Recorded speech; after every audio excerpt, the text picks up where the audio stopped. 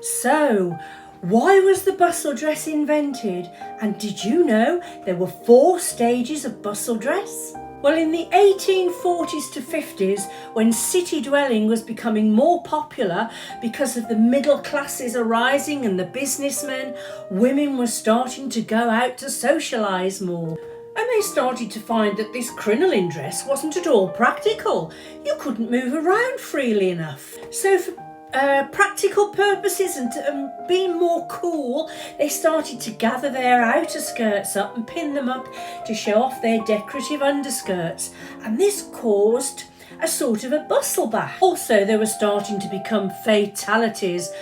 Women were setting themselves on fire on the hearth, and there were dreadful carriage accidents. So in the late 1860s, something called the crinolet was invented, and this was a lighter, airier, shorter frame, and it flattened the front out, although there was still a little bit of a trained back. So by 1870 up until the 78, this started to form the first bustle dress. It was called the round bustle, and here is a round bustle cage. But this round bustle was still full-figured and flounced, almost still a small crinoline. And so the second stage bustle dress was invented, and this was very different.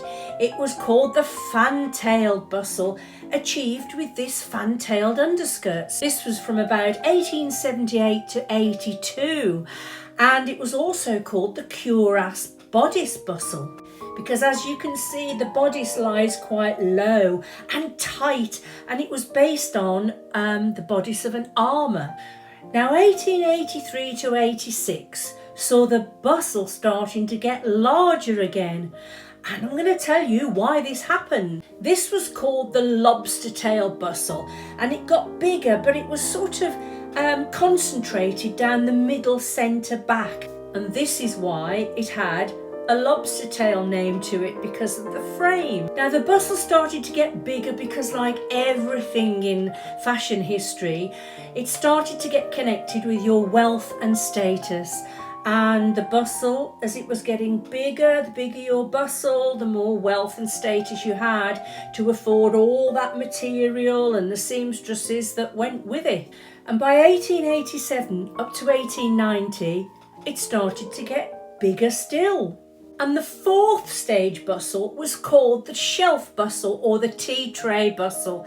And it was now getting so ridiculously large, it was defeating the original object of movement and freedom. And this was getting almost impossible to sit down in.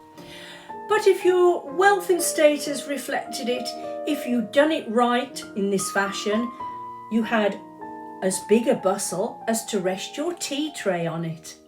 But I love all the 4 stages of bustle dress, but only to look at. I wouldn't want to wear one every day. So if you've enjoyed another historical fashion story, do join me again next time. Until then, bye!